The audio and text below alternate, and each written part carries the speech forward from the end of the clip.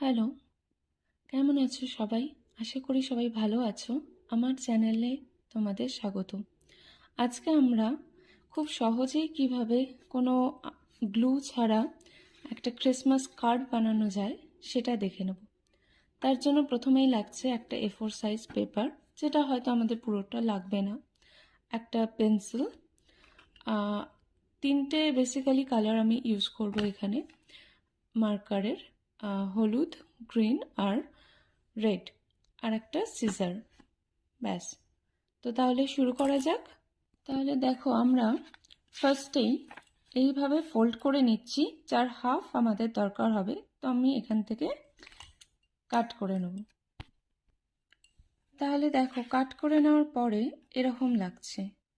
এবার তোমরা চাইলে এটা স্কোয়ার প্যাটার্নে বানাতে পারো বা রেক্ট্যাঙ্গেল, যেটা তোমাদের ঠিক লাগবে।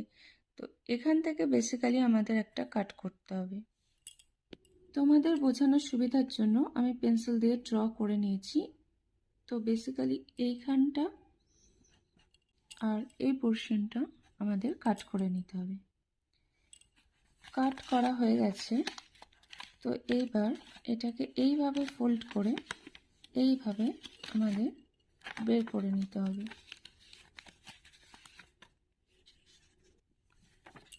দেখো, দেখতে ঠিক এরকম হয়েছে।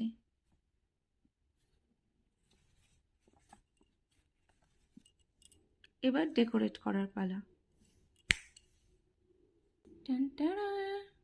তাহলে দেখতে পাচ্ছ, খুব সহজেই বেসিক একটা ক্রিসমাস কার্ড আমরা জাস্ট তিনটে মার্কার দিয়ে আর একটা কাঁচি দিয়েই তৈরি করে ফেলতে পারবো। তো স্টে টিউন, দেখা হচ্ছে পরের কোনো একটা মিনি ব্লগে। বাই।